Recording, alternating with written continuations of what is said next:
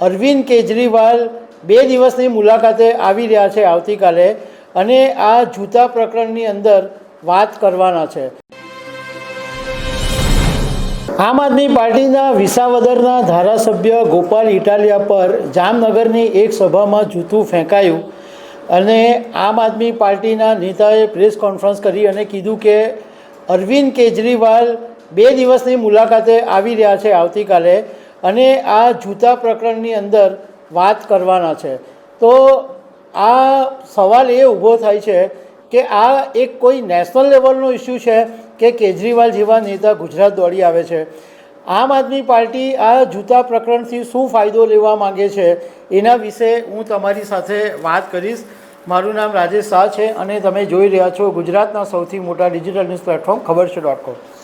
શુક્રવારે રાત્રે જામનગરના ટાઉન હોલની અંદર ગોપાલ ઇટાલિયા એક સભાને સંબોધન કરી રહ્યા હતા, ત્યારે એક કાર્યકર કોઈ એક માણસે આવીને ગોપાલ ઇટાલિયા પર જૂતું ફેંકી દીધું અને એની અટકાયત થઈ, અને એનું નામ છત્રપાલસિંહ જાડેજા હતું અને એ કોંગ્રેસનો કાર્યકર હતો એવું પોલીસ તપાસમાં સામે આવ્યું.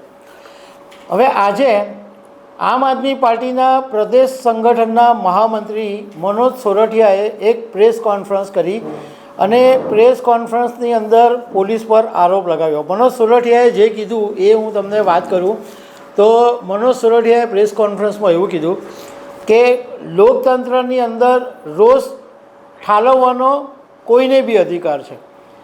જો ખરેખરો રોષ હોય તો એને સામાન્ય ગણી શકાય, પરંતુ શુક્રવારે આમ આદમી પાર્ટીમાં 3 કોર્પોરેટરો કોંગ્રેસના જોડવાનો જે કાર્યક્રમ હતો, અને જામનગરની અંદર કોંગ્રેસનું જે ગ્રાઉન્ડ છે એ ખતમ થઈ ગયું છે, એટલા માટે પહેલેથી આ એક ષડયંત્ર રચવામાં આવ્યું હતું, અને હર્ષ સંઘવીની પોલીસ સાથે મળીને આ ષડયંત્ર રચવામાં આવ્યું એવો મનોજ સોરઠિયાએ આરોપ લગાવ્યો છે. સોરઠિયાએ કીધું કે પોલીસને ખબર હતી કે આવો હુમલો થવાનો છે, અને પોલીસ ઈશારાથી વાત પણ થઈ, અને જ્યારે જૂતું ફેંક્યું ત્યારે પોલીસ આ છત્રપાલસિંહની આજુબાજુ ગોઠવાઈ ગઈ હતી. અને ગોપાલ ઇટાલિયા એક ચૂંટાયેલા પ્રતિનિધિ છે, જનપ્રતિનિધિ છે અને બંધારણીય હોદ્દો ધરાવે છે, પરંતુ પોલીસે ગોપાલ ઇટાલિયાને પૂછ્યું પણ નહીં કે તમને કેવું છે, તમને શું થયું છે, કે કોઈ ગોપાલ ઇટાલિયાની સાથે પોલીસે કોઈ વાત જ નથી કરી. તો આનો મતલબ એમ છે કે ભાજપ અને કોંગ્રેસ ભેગા મળીને આમ આદમી પાર્ટીનો અવાજ ગુજરાતમાં રૂંધવાની કોશિશ કરી રહી છે, કારણ કે આમ આદમી પાર્ટીની જે પ્રતિષ્ઠા ગુજરાતમાં વધી રહી છે એને કારણે ભાજપ અને કોંગ્રેસનું તેલ રેડાયું છે. સોરઠિયાએ કીધું કે અગાઉ બી આમ આદમી પાર્ટીના કાર્યકરો નેતાઓ પર હુમલા થયા. દેવેન્દ્ર વસાવા, જિગીસાબેન પારઘી, ધર્મેન્દ્ર વસાવા, ગોંડલમાં આમ આદમી પાર્ટીના કાર્યકર પર હુમલો થયો. તો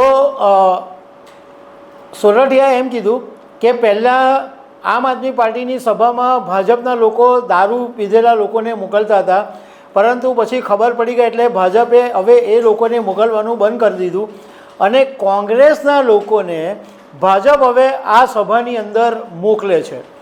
પછી એ વાત કરી કે આમ આદમી પાર્ટીના કન્વીનર અને દિલ્હીના પૂર્વ મુખ્યમંત્રી અરવિંદ કેજરીવાલ આવતીકાલે 2 દિવસની મુલાકાતે ગુજરાત આવી રહ્યા છે અને રાજકોટમાં રહેવાના છે, અને આમ આદમી પાર્ટીના લોકપ્રિય નેતા ગોપાલ ઇટાલિયાને જૂતું માર્યું એ મુદ્દા ઉપર વાત કરવાના છે.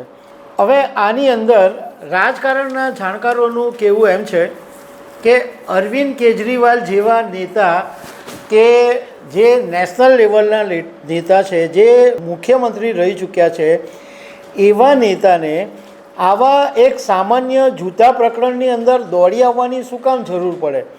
તો આની પાછળનું કારણ રાજકારણના જાણકારોના કહેવા મુજબ એવું છે કે ગુજરાતની અંદર જિજ્ઞેશ મેવાણીનું કદ હમણાં છેલ્લા કેટલાક દિવસથી વધી ગયું છે, અને જિજ્ઞેશ મેવાણીનું કદ વધવાને કારણે ગોપાલ ઇટાલિયાનું જે કદ હતું એ થોડું ઘટી ગયું હોય એવું લાગે છે.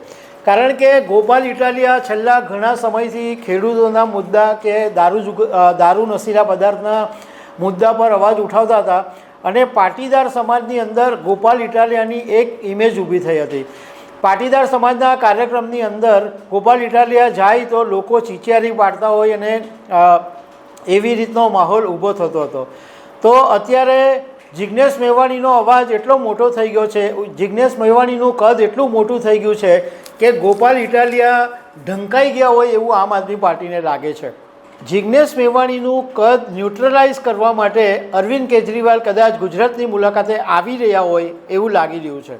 કારણ કે જો તમે અગાઉનો આમ આદમી પાર્ટીનો ઇતિહાસ જુઓ તો તમને ખ્યાલ આવશે કે જ્યારે પણ ચૂંટણીના સમયે, જ્યારે ચૂંટણીની શરૂઆત હોય ત્યારે સોશિયલ મીડિયા ઉપર આમ આદમી પાર્ટી છવાઈ ગયેલી હોય, બધું આમ આદમી પાર્ટીની જ વાત થતી હોય.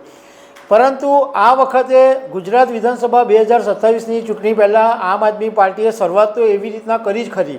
આમ આદમી પાર્ટી સોશિયલ મીડિયા પર થઈ ગયો, પરંતુ જિજ્ઞેશ મેવાણીનો મુદ્દો ઉચકાયો અને જિજ્ઞેશ મેવાણીનું કદ એટલું બધું વધી ગયું કે આમ આદમી પાર્ટી પીછેહટ કરી દીધી હોય, બેક પર ચાલી ગયું અને ગોપાલ ઇટાલિયાનું પણ કદ ઓછું થઈ ગયું હોય એવું દેખાઈ રહ્યું છે.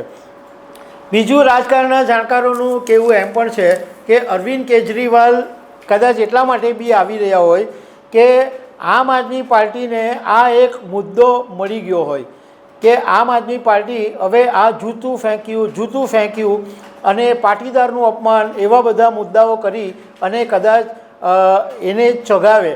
કારણ કે જો તમે અગાઉનો ચૂંટણીનો ઇતિહાસ આપણે જોઈએ તો કોર્પોરેશનની સુરત કોર્પોરેશનની ચૂંટણી હતી ત્યારે એ વખતે પાટીદાર અનામત આંદોલન ચાલતું હતું અને પાટીદારોના વિસ્તારની અંદર આમ આદમી પાર્ટીને 27 બેઠકો મળી ગયેલી. અને ગુજરાત વિધાનસભાની ચૂંટણી હતી એમાં પણ જે મોટે ભાગનું જે